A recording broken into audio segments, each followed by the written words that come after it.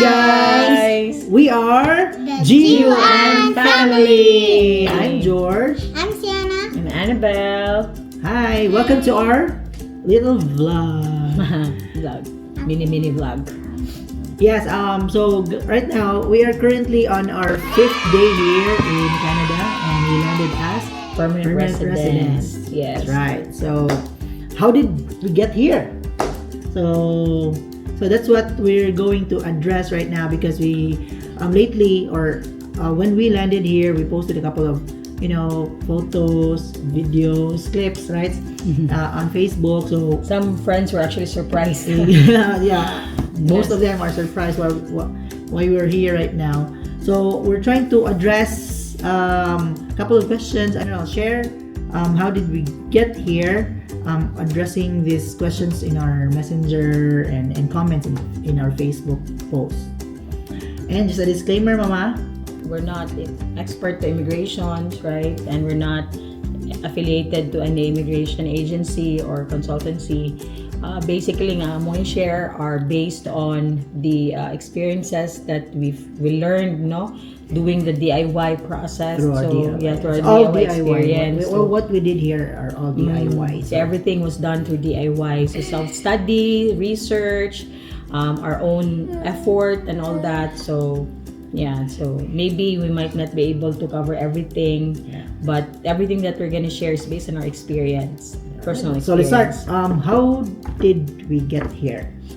So as a background, there are certain ways to get to Canada, right? So I think you're well aware of that. Today, the most popular one is the student pathway, right? So where people come here to study internationally, but this pathway, although faster, is quite costly and very expensive, right? So there are also other ways to get to Canada, but this time through migration. So migration, when you want to migrate to Canada, there are also certain pathways. Like you create express entry profile, right, through express entry, right? And then you also have your provincial nominee programs. And then the third is probably, the family sponsorship. And the fourth is the business. So those are the other immigration pathways to Canada, yes. right? So on our case, we use the express entry pathway. So the express entry pathway basically targets or manages applications for skilled workers, for trade people, and for those who have Canadian experience, right? So on our case, we don't have Canadian experience, but we are classified as part of the skilled worker. So the express entry in general has certain requirements na siya criteria. So doesn't mean that because you can create an express entry profile, pwede na ka mo qualify, right? Yeah. But there are certain things or documents that you need to submit and to take for you to be able to get a higher score.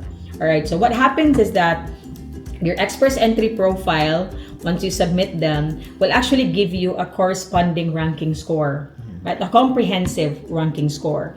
Now that comprehensive ranking score will be used by the government to send you an invitation to apply for permanent residency. So if you have a quite good score, comprehensive ranking score, definitely you will get one, right? But for you to get a good comprehensive ranking score, you have to follow the requirements or get those requirements or criteria, satisfying criteria, right? So what are those?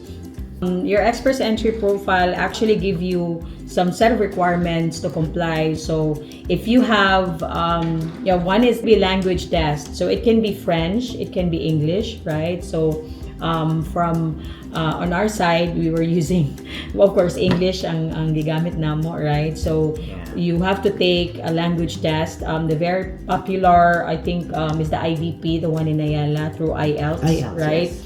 So you have to take that, and then whatever score you will get will have a corresponding ranking score also in your express entry profile. And then next would be your educational attainment or your transcript or record. So an accredited Canadian agency or organization will assess your transcript of records, and they will give you a corresponding number of year for a Canadian degree, right? So in our case, we did West, right? West organization, and then they gave us a 4-year Canadian degree after we submitted our transcript of records. So based both on their of us, assessment, our equivalent, our equivalent Canadian degree is good for 4 years. Good for 4 years. Right. So same with Canada. So basically, our 4-year course is the same. Yes. So so if you get the 4-year degree, Canadian degree, then that's gonna give you a good score as well, comprehensive ranking score. Right. So, and next would have to be your work experience. So work experience can be inside Canada or outside Canada, right? So you can add your work experience there. So for those studying, actually, if once they earn their diploma or their certificate, that will actually boost their score as well, because they will be able to add a diploma or like a Canadian education into their express entry profile, so that will give them points as well. And also, if once you're done with your study, you will get somehow work permit, right? Post-graduation work permit. And the experience, the number of months that the number of years and experience that you will be getting with that PGWP will somehow be added to your Canadian experience, right? As your Canadian working experience. So maada na sad nimo ang imuhang score sa imuhang express entry profile, right? So all those requirements will be totaled, right? I-total na siya. And if you get a good score, like let's just say after all those requirements, you're able to get a score of, let's just say, 487, right? Canada will have its regular rounds of invitations to apply for permanent residency, right? And if in the event Canada decides to send invitation for those at the minimum, like let's just say 487, then you will get an invitation to apply. But if ever Canada, like basing on the previous rounds of invitation, if Canada will send invitation to those who have express entry profiles that have comprehensive score above 500, right, then sadly you will not be able to get it. But that's not the end of the world, because again, there are ways to boost your comprehensive ranking score, right? So like I said earlier, katong Canadian experience, your Canadian education, you can add that. Or if you want to take French as well, like if you want to take the language test for French, you can do that. But it might be a grueling process or like a meticulous process, because knowing French, it's a very difficult language to learn, right? So you can take that, or you can explore the provincial nomination program. If a province gets to nominate you, you will automatically get boosted score, because you will earn another, points, as additional 600 points for your express entry profile. Right. So imagine different provinces in Canada have different nomination program. Yes, they have different requirements also. So imagine if your score earlier was 487, right? And you got a nomination from a certain province, automatically your score will soar high up to for 1,087, right? So 1,087 automatic imong score. And then given nga ang previous round invitation, probably the smallest nga ilang gisendan was 500, automatically sud na ka, right? You will be getting your invitation to apply for permanent residency, right? So that's one way. But like George said earlier, each province has its own nomination program. So like in Saskatchewan, where we are currently in, it's SINP. Yeah, so Saskatchewan, they have their SINP. Yes. And Alberta also has their own AANP. Yes. And Ontario, British Columbia, they also have that. And each nomination program has its own set of requirements, right? So naana siya certain requirements. And in our case, we will share more of the SINP on a separate blog. Yes. On a separate video kit as last good includes process. The fees and timeline also. Yeah. Including the fees involved. So each of the requirements, guys, each of the things that we've mentioned earlier, the language test, the assessment for your educational attainment. Yeah. Even your medical exam, yeah, each actually has its own Involved. cost, Yeah, right? So involved we fees. will, yeah, we will discuss more of that on a separate vlog. It has last. Yeah.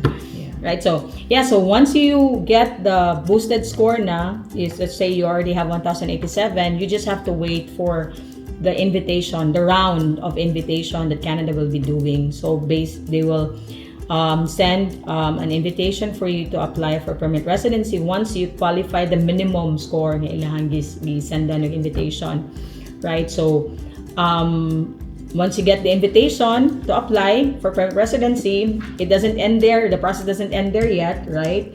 You will still have to submit more and more documents, right? So that you can, before you can actually submit your permanent residence application.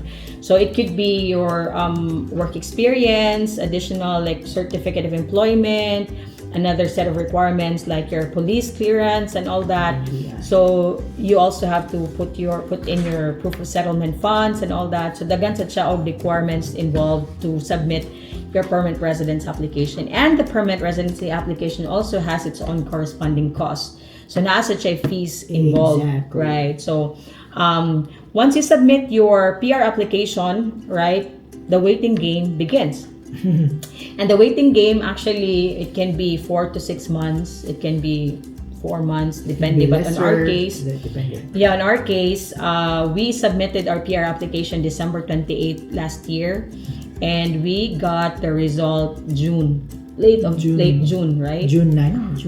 June 9, 2024. So basically, That's the COPR already. yeah, so we receive. So once you get a result, if it's positive, you will get a confirmation of permanent residence. By the time you receive your COPR, you will then submit your passport for visa stamping, right? And in our case, we received our COPR June 2024. So basically 6 months, from the time we submitted our PR application. So you will forward your passport for your visa stamping, and then more or less 1 to 2 weeks before you can get your passport back, right? And then once you get your passport back, you should be able to see a visa stamped on your passport. And then if you're ready, if you have already a flight scheduled, or like you have already packed your bags and all that, you're good to go, right? So, but of course you have to consider all the things that you need to bring, before you even fly. So we received our COPR June, right? We got our passport back somehow within June as well. But we needed to find a decent flight, so we were able to get one in September. That's why September na we fly. And once you land in Canada, it will just be a quick process once you have your COPR. Dali na lang siya. And then, yeah, so basically that sums up our experience. Our story. Why we got here. Why we got here, how we got here. And how. Why, how, and when did we get here. Yeah, everything. Yeah, so that sums up everything. And we hope that somehow we were able to lighten enlighten you them. guys with some of the questions that you have based on our experience. And if you do have questions, again, we're not experts, but we will try our very best to help. You can send us a message, or you can comment down below for your questions and clarifications. But yeah, so but in the next coming days, we will be posting more vlogs to talking about the experience that we had. So we will discuss about the SINP process and the timeline and the cost involved with the whole express entry application. So yeah, that's it. So yeah, on top of your patience, you need a lot of prayers. Yeah. Prayers, have faith that everything will happen. Yes, because by the time we forgot that by the time you submit your PR application, there can be a lot of hiccups. Like they might be requesting additional documents. Humps. Right. They might be requesting additional documents. Like in George's case, we got an additional document request for a U.S. clearance, police clearance, because they thought that George was working in U.S., which actually is not the case, right? So we had to submit another letter stating that somehow they were wrong about the whole request and all that. And then also Our medical.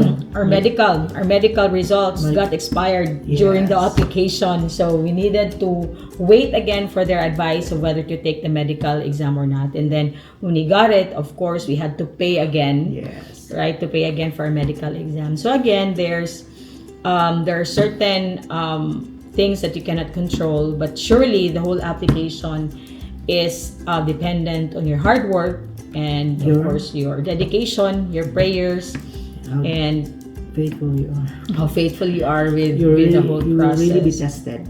Yes. So, dili siya easing a process, and of course it involves money, guys. So you have to actually be financially ready if you want to go this route, because anytime, anywhere, you can be, you can shell out any amount, right? So you have to be financially ready.